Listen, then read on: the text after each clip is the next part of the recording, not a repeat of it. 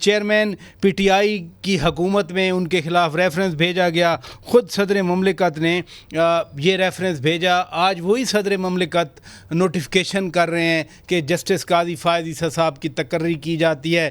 وہ ہے نا کہ مین پرپوزز گاڈ ڈسپوزز۔ دیکھیں، پہلی بات تو یہ ہے کہ ریفرنس ختم ہو گیا، سپریم کورٹ آف پاکستان نے پہلا فیصلہ دیا، پھر ریویو پٹیشن میں جو ایف بی آر والا رپورٹ تھی وہ بھی ختم کر دی تھی۔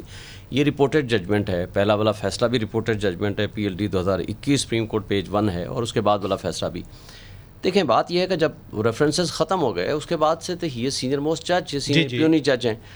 آئین میں لکھا ہوا ہے کہ خواہ وہ ہائی کورٹ کا سینئر موسٹ جج ہو یا سپریم کورٹ کا سینئر موسٹ جج ہو، اسی نے ہی چیف جسٹس بننا ہوتا ہے، اور 65 ایئرس پہ پرانے نے ریٹائر ہونا ہوتا ہے۔ اس کا تو کوئی ایکسٹینشن کا کوئی کانسیپٹ ہی نہیں ہے، کیونکہ آئین میں لکھا ہوا ہے۔ اس لیے یہ تو ہونا ہی ہونا تھا۔ اب یہ 3 مہینے پہلے ہو جانا تھوڑا سا اس کے اندر ذرا اجنبیت سی ہے، کیونکہ یہ ٹھیک فرما رہے ہیں، ناظم صدیقی صاحب کے زمانے میں بھی افتخار محمد چودھری صاحب کی پہلے نوٹیفیکیشن ہوا تھا، لیکن وہ 1 مہینے کے قریب پہلے ہوا تھا۔ اچھا، اس وقت بھی ان کا ایک ڈسپیوٹ چل رہا تھا۔ یہ تو 87 دن میں نے گن دیے، پورے 3 مہینے۔ یہ آج تک اتنا مطلب آج تک اتنا نہیں ہوا، اس سے پہلے نہیں ہوا۔ اس میں ایک آسپیکٹ اور بھی شامل ہے، وہ یہ شامل ہو سکتا ہے، probably I might be wrong, کیونکہ ویسے تو ججز جو ہیں آخری دن تک بھی ان کا کیے جانے والا ہر قدم، ہر فیصلہ وہ فیصلہ ہوتا ہے، وہ that is order of the court.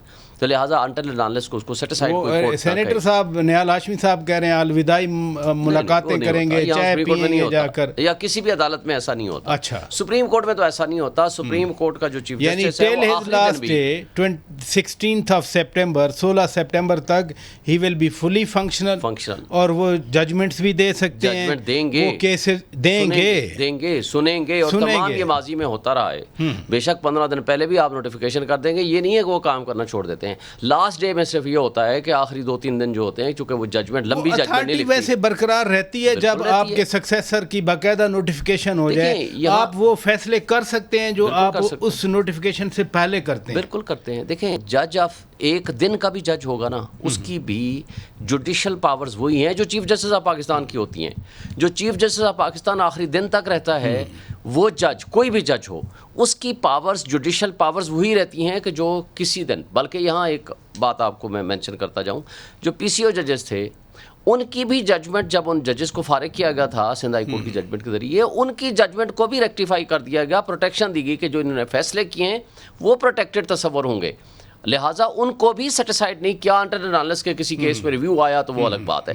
اچھا، اب اس وقت جو ہے نا، اس وقت صرف ایک چیز ہو سکتی ہے، چونکہ ملٹری کورٹس کے خلاف ملٹری آئینی اس میں آئینی پٹیشنز آ گئی ہیں اور وہ لگنی ہیں، تو پروبیبلی گورنمنٹ کی ایک رائے ہو سکتی ہے، ایک نیت ہو سکتی ہے کہ چونکہ ہم یہ نوٹیفیکیشنز کر دیں گے تو اب ہم پریشر ایک ڈیولپ کرنے کی پوزیشن میں ہوں گے کہ جی اب آپ ان کیسز کو۔ اچھا صاحب، آپ فرما رہے تھے کہ ریفرنس ختم ہو گیا اور وہ فلی فنکشنل جج ہیں جسٹس قاضی فائز عیسیٰ صاحب، لیکن جو کنٹروورسی چلی، میرا کوشچن آپ سے یہ تھا، اور اس میں محترمہ سرینا قاضی صاحبہ بھی بتا رہی تھیں کہ ایک جسٹس گلزار کو بھی پتہ تھا، جسٹس کھوسا صاحب کو بھی پتہ تھا، جسٹس عظمت سعید کو بھی پتہ تھا، اور مقصد ان کو ہٹانا تھا۔ ذرا سنائیں جی وہ کیا کہہ رہی تھیں، پھر ہم جواب لیتے ہیں۔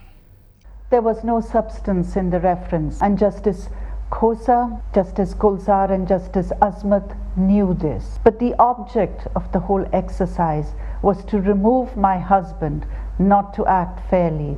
Because if they acted fairly, they would have... بات باقی ہے، لیکن یہ فرمائیے کہ وہ تو کہہ رہی ہیں نا کہ میرے خاوند کو ہٹانا مقصود تھا۔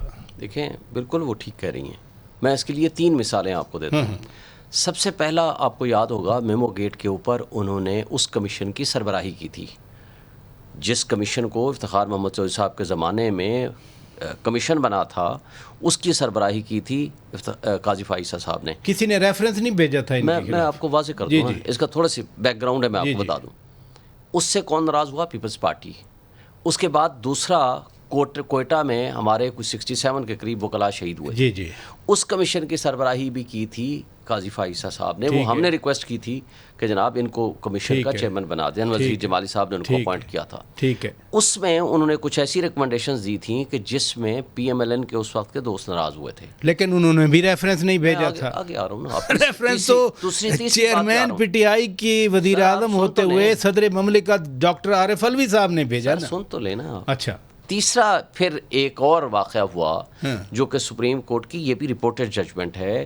جب یہ فیض آباد دھرنا کیس تھا اس وقت کے جو تھے ڈی جی آئی تھے یا جو بھی تھے, جنرل فیض صاحب تھے یا پتہ نہیں کون تھے, وہ جب وہ پیسے تقسیم کر رہے تھے یا جو کچھ بھی وہ تھا, انہوں نے اس میں آبزرویشن دی تھی اگینسٹ ملٹری اسٹیبلشمنٹ. انہوں نے اس وقت آبزرویشن دی اپنے اس فیصلے میں کہ, اور یہ بھی کہا تھا کہ اگر دھرنا دینا ہو یا احتجاج کرنا ہو تو اس کے پرنسپلز کیا ہیں. یہ 2018 SCMR ججمنٹ رپورٹڈ ہے, اور اس کے اندر وہ پرنسپلز اور آبزرویشن دینے کے بعد, اس کے بعد جب یہ سارا سلسلہ آگے چلتا ہے, جب مقتدر طبقوں پہ جب یہ آیا, جب یہ طاقتور طبقے ناراض ہوئے, ناراضی انہوں نے نہیں سنیں نا, ناراضگی لے آئیں, آپ کا حق ہے آپ بات کریں. میں نہیں کہہ رہا, یہ انہوں نے خود اپنی پٹیشن میں بھی کہا ہے. نہیں سنیں, آپ کا حق ہے آپ پوائنٹ آؤٹ کریں, لیکن میرا پھر کنٹینشن ہے ریفرنس کس نے بھیجا؟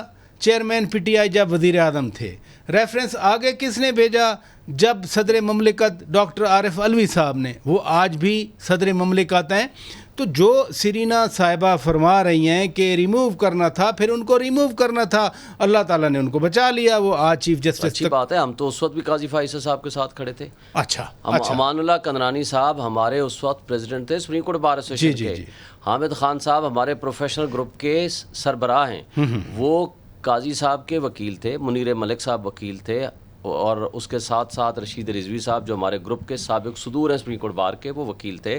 میں خود, ہم سب قاضی فائز صاحب کے ساتھ کھڑے تھے. ہم سمجھتے ہیں کہ وہ انڈیپینڈنٹ اینڈ فیئر آدمی ہے. اور اس وقت اچھی بات ہے, اور ایک بات اور بتا دوں, اس وقت بڑا ایک امتحان ہے ان کے لیے, جن حالات میں ملک ان کے ہاتھوں میں جا رہا ہے ایز چیف جسٹس. وہ جب اقتدار سنبھالیں گے, یعنی عہدہ سنبھالیں گے, اس کو اقتدار کا لفظ نہیں کہنا چاہیے, ان کے لیے بہت بڑی مشکلات ہیں.